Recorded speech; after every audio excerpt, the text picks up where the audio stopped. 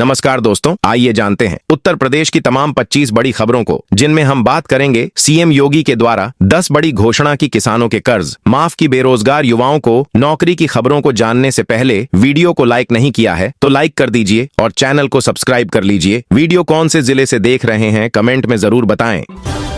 PM Modi ने 9.8 करोड़ किसानों को दी बड़ी सौगात। सम्मान निधि योजना की 19वीं किस्त जारी।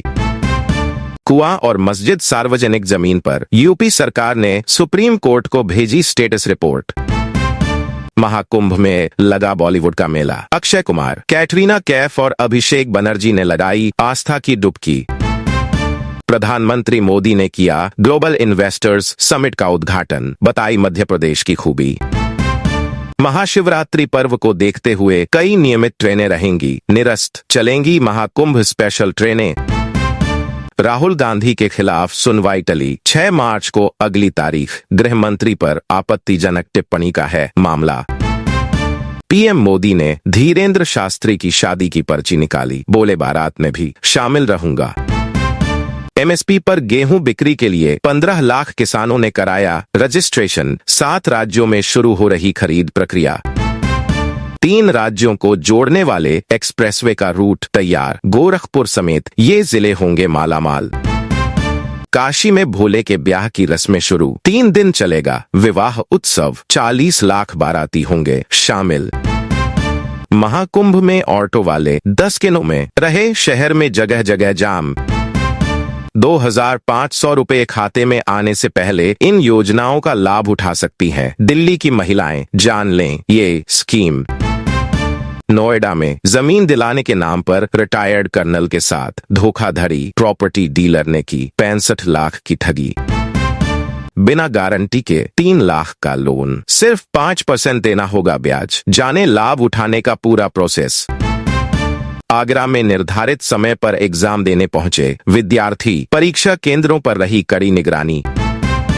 मार्च में छुट्टियों की भरमार, जाने होली से ईद उल फितर तक कब कब बंद रहेंगे स्कूल ऑफिस।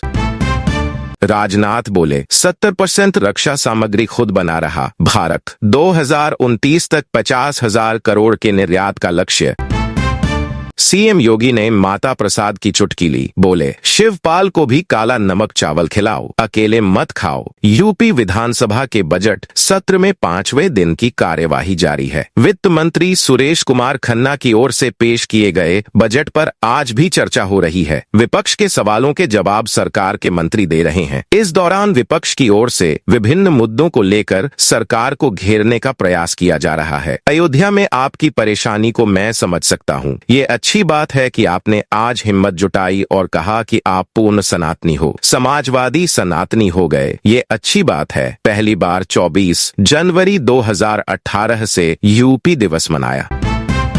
यूपी के इस जिले में हाईवे निर्माण के लिए 59 गांवों के किसानों से ली जाएगी जमीन। 5 जिलों को मिलेगा फायदा। बाराबंकी से नेपाल की सीमा के रुपैडीहा के बजाय अब बहराइच सिटी तक ही रोड 4 लेन होगी। ये बदलाव केंद्र सरकार ने बहराइच से रुपैडीहा के बीच वाहनों के कम दबाव के मद्देनजर किया है। दूसरे चरण में आगे का मार्ग निर्माण किया जाएगा। सर्वे रिपोर्ट में बहराइच से रुपैडीहा के बीच वाहनों के कम संख्या में संचालन की बात सामने आई। ऐसे में national highway authority of India ने बाराबंकी से बहराइच के बीच के महज 100 किलोमीटर की रोड को 2 लेन से 4 लेन तैयार करने का डीपीआर फाइनल किया है। जंगल राज वाले दे रहे महाकुंभ को गाली, भागलपुर में बोले पीएम मोदी। नीतीश कुमार को बताया लाडला सीएम। प्रधानमंत्री नरेंद्र मोदी बिहार के भागलपुर पहुंचे हैं। पीएम मोदी ने प्रधानमंत्री किसान सम्मान निधि योजना की 19वीं किस्त जारी की और विभिन्न विकास परियोजनाओं का उद्घाटन किया। पीएम मोदी बिहार के मुख्यमंत्री नीतीश कुमार को अपना लाडला बताया। यही नहीं, प्रयागराज महाकुंभ को लेकर पीएम मोदी ने लालू यादव पर भी निशाना साधा। पीएम मोदी ने महाकुंभ महोत्सव को लेकर कहा कि महाकुंभ जारी है, लेकिन ये जंगल राज वाले महाकुंभ को गाली दे रहे हैं। राम मंदिर से चिढ़ने वाले लोग महाकुंभ को कोसने का कोई मौका नहीं छोड़ रहे हैं। महाकुंभ को कोसने वाले को बिहार कभी माफ नहीं करेगा।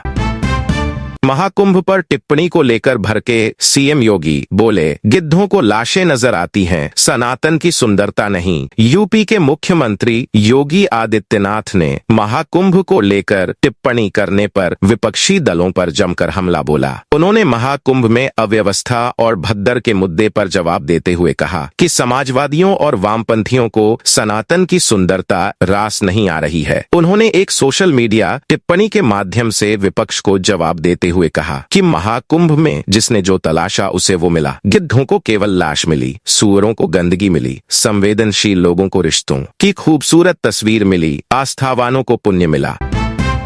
अखिलेश ने बीजेपी पर साधा निशाना, बोले मंदिर गया तो धुलवा दिया गया, अब गंगा नहा आया हूं उसे कैसे धुलवाओगे। समाजवादी पार्टी के प्रमुख अखिलेश यादव ने भाजपा की डबल इंजन सरकार को डबल इंजन सरकार करार दिया। उन्होंने कहा भाजपा की डबल इंजन सरकार डबल ब्लेंडर सरकार है। महाकुंभ के आयोजन में सरकार पूरी तरह विफल रही है, इसमें भी इसने बहुत बड़ा घोटाला किया है। उन्होंने कहा मां गंगा की सफाई का दावा करने वाले लोग पूरा बजट हड़प गए। सड़कों पर गड्ढे भरने के नाम पर उन्होंने सारा पैसा अपनी जेब में रख लिया। उत्तर प्रदेश के पूर्व मुख्यमंत्री ने कहा भाजपा सरकार एक भ्रष्ट और बेईमान सरकार है।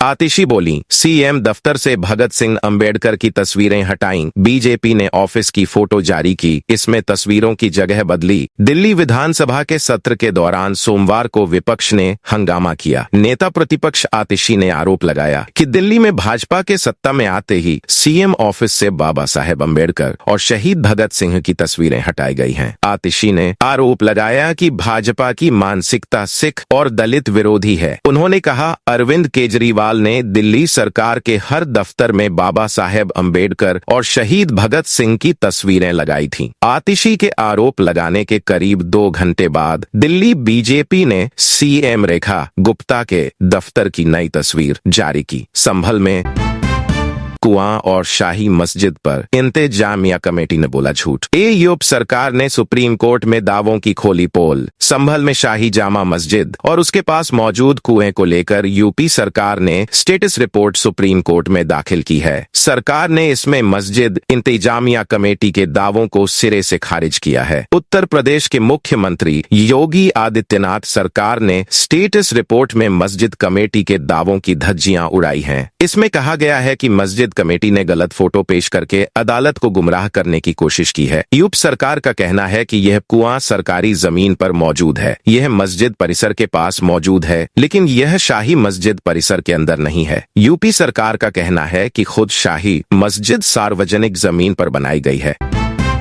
यूपी में फिर लौटेगी सर्दी, मौसम विभाग ने जारी किया बारिश का अलर्ट। इन जिलों में जमकर बरसेंगे बदरा। उत्तर प्रदेश में इन दिनों मौसम बदला हुआ दिखाई दे रहा है। कभी ठंडी हवाओं की वजह से सर्द महसूस हो रही है तो कभी दिन के समय तेज धूप की वजह से गर्मी बढ़ती दिखाई दे रही है। यूपी में भले ही इन दिनों ठंड जाती हुई दिख रही है, लेकिन मौसम विभाग ने कुछ और ही अलर्ट जारी किया है। प्रदेश में जल्द ही एक बार फिर से मौसम करवट बदलने वाला है। 27 फरवरी से पश्चिमी विक्षोभ के चलते बारिश का सिलसिला शुरू हो सकता है, जो मार्च के पहले सप्ताह तक चलेगा। मौसम विभाग के मुताबिक सोमवार को मौसम शुष्क रहने की संभावना है। दिन के समय धूप निकलेगी, लेकिन सुबह और शाम हल्का कोहरा छाया रह सकता है।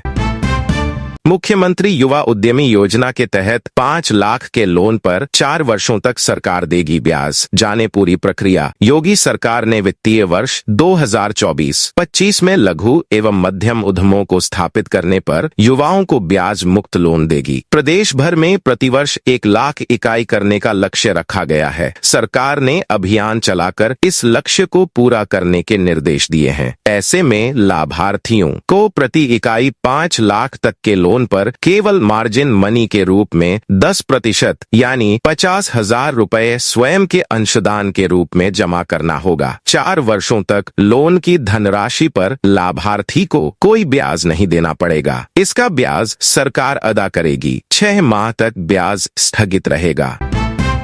यूपी में टूरिज्म को बढ़ावा देने की तैयारी, प्रदेश में इन धार्मिक स्थलों को संवारेगी योगी सरकार। प्रदेश के 9 धार्मिक स्थलों के पर्यटन विकास की स्वीकृति शासन ने दे दी है। उन्नाव, सिद्धार्थनगर, झांसी, चंदौली, अंबेडकर नगर, कानपुर देहात व कुशीनगर में स्थित कई धार्मिक स्थलों का पर्यटन विकास मुख्यमंत्री पर्यटन विकास सहभागिता योजना के तहत किया जाएगा। इस योजना के तहत संबंधित पर्यटन स्थल के विकास पर 50% राशि सरकार की तरफ से और 50% की राशि प्रस्तावक की तरफ से खर्च की जाएगी। मुख्यमंत्री योगी आदित्यनाथ के निर्देश पर पर्यटन विभाग की तरफ से प्रदेश के सभी विधानसभा क्षेत्रों में कम से कम एक पर्यटन स्थल की सूची तैयार की जा रही है।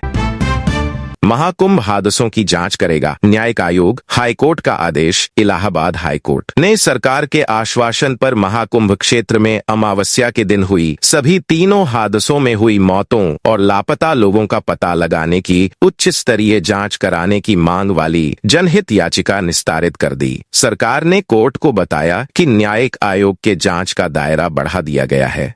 यह आदेश मुख्य न्यायाधीश अरुण भंसाली और न्यायमूर्ति शैलेंद्र क्षितिज की अदालत ने हाई कोर्ट बार एसोसिएशन के पूर्व महासचिव सुरेश चंद्र पांडे की ओर से दाखिल जनहित याचिका पर दिया है। दावा किया था कि अमावस्या के दिन एक नहीं 3 जगह हादसा हुआ था।